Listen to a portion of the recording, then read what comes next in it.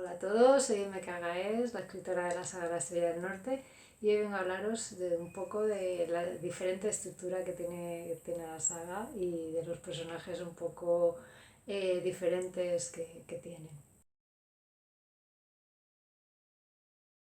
Bueno, la saga La Estrella del Norte es una saga de destino, no es una saga realmente de aventuras, aunque sí que hay aventuras dentro de las historias, pero es sobre todo una saga de destino. Estamos muy acostumbrados a ver historias de fantasía que son de aventuras. Tenemos un personaje principal al que se le da una misión y él, siguiendo una serie de dificultades y luchando contra ellas, acaba consiguiendo o no lograr su objetivo. Eh, no es el caso de esta historia, no va de eso.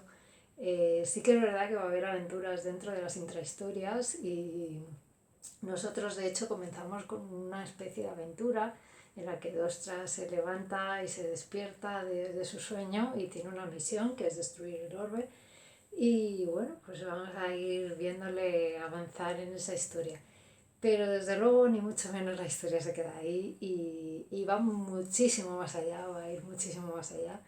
eh, en un intrincado de idas y venidas en las que él tiene que descubrir en qué punto se estropeó el destino, por qué ha llegado el mundo de Godard a estar al borde de la destrucción, cómo arreglarlo y qué implicaciones va a tener eso. O sea, que no es tanto el hecho de destruir el orbe, sino de entender qué es lo que ha ocurrido y por qué está pasando todo lo que está pasando.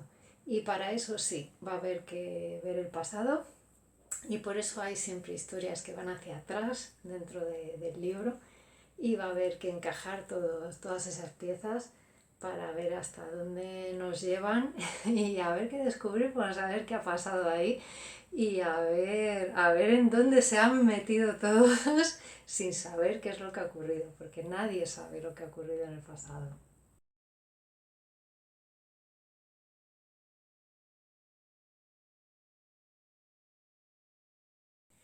Bueno, pues ya se os ha contado en vídeos anteriores que Dostra es un oráculo, así que su función realmente es tejer los destinos de esos personajes que están a su alrededor para irlos guiando hacia el logro de la misión.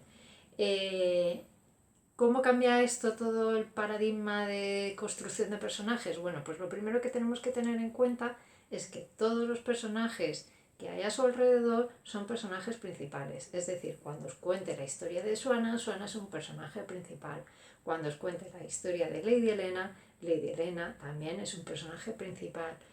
Bueno, y eso nos lleva a preguntarnos, ¿y Dostra qué es? Bueno, pues Dostra está configurado como lo que se denomina un personaje foco.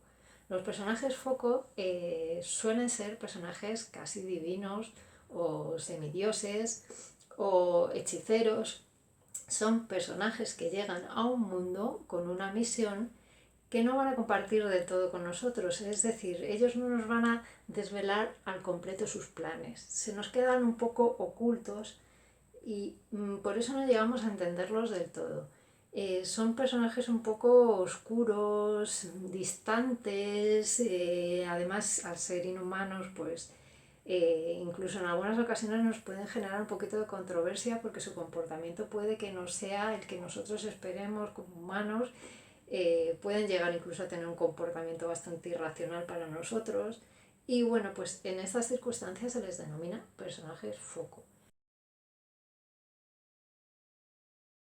Pues ahora que sabéis lo que es un personaje foco, os voy a hablar del companion, de la figura del companion. El companion es un compañero que se le suele adjudicar a un personaje foco, por lo mismo que os he comentado antes, porque el personaje foco se nos queda un poco distante, un poco extraño, con un comportamiento raro, no nos está contando realmente todo lo que sabe, así que nos genera un poquito de inseguridad. Eh, ¿Qué función tiene el companion a su lado? Bueno, el companion va a ir con él, va a estar con él.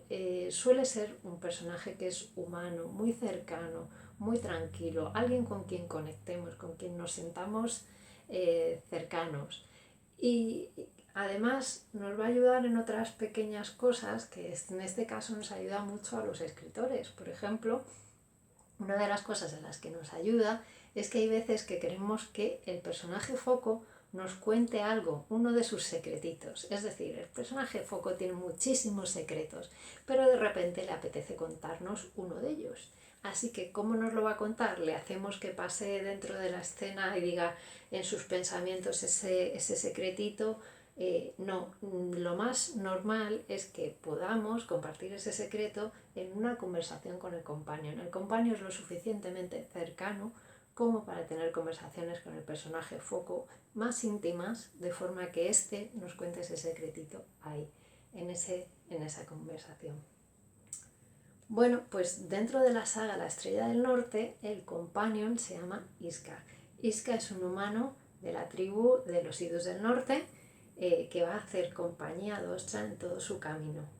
Ya le conocéis a algunos, que habéis empezado la historia, y no puedo más que decir que ya he recibido comentarios sobre Iska, qué bonito es, por favor mete más escenas de él, queremos saber más de Iska, queremos verle más, queremos leer muchísimo más sobre él. Bueno, eso significa que he construido a Iska muy, muy bien, porque estáis conectando con él. Y de eso se trata de que conectéis con él. Como secretito, y como decía yo que iba a contar secretos dentro de estos vídeos, decir que Iska es uno de los dos personajes que están inspirados en alguien real para mí. Está inspirado en uno de mis amigos de pequeña, que era muy pachorro, muy tranquilo, muy paciente y que me daba mucha calma.